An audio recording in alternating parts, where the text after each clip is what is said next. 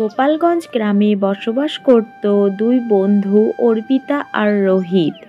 তাদের কাকা ছিল দীপু। তারা তিনজন মিলে একদিন ঠিক করলো তারা জঙ্গলে ঘুরতে যাবে। এই বলে তারা জঙ্গলের উদ্দেশ্যে বেরিয়ে পড়ল।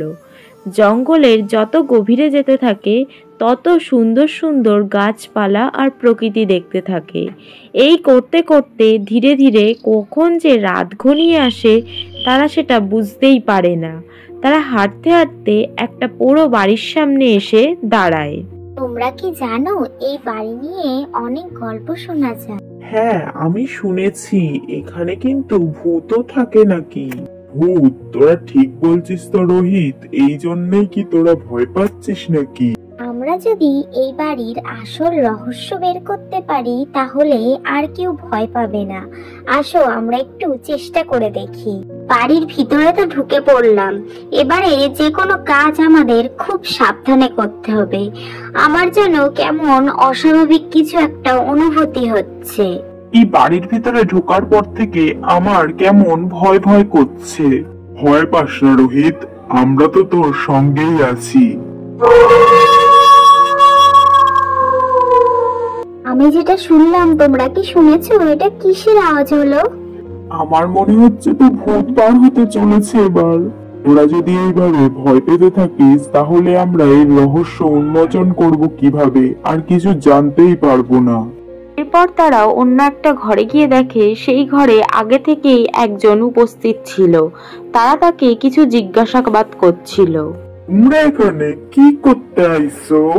আমরা এই বাড়ির রহস্য খুঁজতে এসেছি। শুনেছি এই বাড়িতে নাকি ভূত আছে।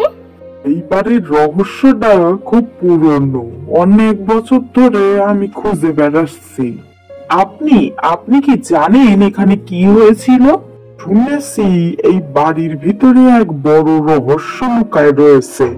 তবে তোমরা যদি সাহসী হও আমি তোমাদের সাহায্য করতে পারি। এখানে একটি পুরনো কাঠের বাক্স আছে, মনে হয় ওতে কিছু আছে। বাক্সটা দেখতে কেমন যেন একটা মনে হচ্ছে, ওর ভিতরে কিছু একটা আছে। অন্য আমি তোমাদের কিছু একটা কইতে চাই, এই বাড়ির পুরনো রহস্যের কথা। কি কথা বলতে চাও বলো আমাদের, শুনি আমরা। আমি লোকের মুখে শুনেছি এই বাড়িতে এক সুন্দর রাজকুমারী বাস করত, কিন্তু তাকে একটা ভয়ঙ্কর অভিশাপ দেয়া হয়েছিল। ও, তার মানে সেই রাজকুমারী ভূত হয়ে এই বাড়িতে বাস করছে, তাই তো? হ্যাঁ, এই কথাটা তুমি ঠিক কইছো, কিন্তু অনেকের মুখে শুনেছি সে নাকি মুক্তি চাইছে। এখানে দাঁড়িয়ে বেশি কথা না বলে আমরা অন্য আর একটা ঘরে গিয়ে দেখি কিছু রহস্য খুঁজে পাই নাকি। এরপর তারা আস্তে আস্তে অন্য ঘরে এসে হাজির হয়। সেই ঘরে লাগোয়া ছিল একটা বিশাল বড় লাইব্রেরি ঘর। এটা তো কোনো বিশেষ ঘর মনে হচ্ছে। আর দেখো এখানে কত বই আছে। আমার তো মনে হচ্ছে এই বইয়ের ভিতরে কিছু পুঁথি লুকিয়ে আছে, যার থেকে আমরা খুঁজে পাবো এই রাজকুমারীকে কিভাবে মুক্তি দিতে পারি আমরা। ওই দেখ তোরা, ওইখানে বড় বড় করে লেখাই আছে এখানে একটা রত্ন লুকানো আছে। সেই রত্নের সাহায্যেই আমরা রাজকুমারীকে মুক্তি দিতে পারি।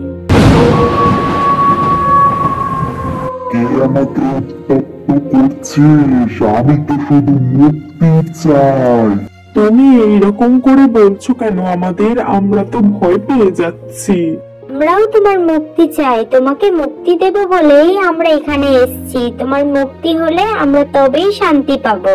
আমাকে মুক্তি দিতে অনেকেই চেয়েছিল, কিন্তু সবাই বিফলে গেছে। আমিও মুক্তি চাই, শান্তি চাই এইবার। এরপর তারা সকলে ওই রত্নের সাহায্যে সেই রাজকুমারীকে মুক্তি দেয়।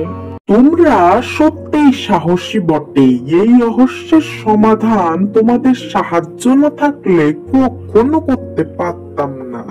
এটা তো আমাদের সকলে একসাথে কাজ করার ফল। এখন আমি নিশ্চিত ভূতরা আর আসবে না এখানে।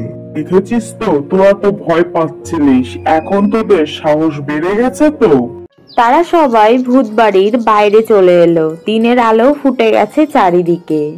রহস্যের সমাধান তো আমরা সকলে মিলে করলাম। এরপর গ্রামে গিয়ে সবাইকে বলবো ভূতবাড়ির রাজকুমারী মুক্তি পেয়েছে।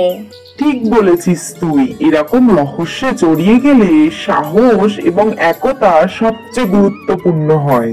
এরপর থেকে তোরা আর ভয় পাওয়ার কথা বলবি না কিন্তু।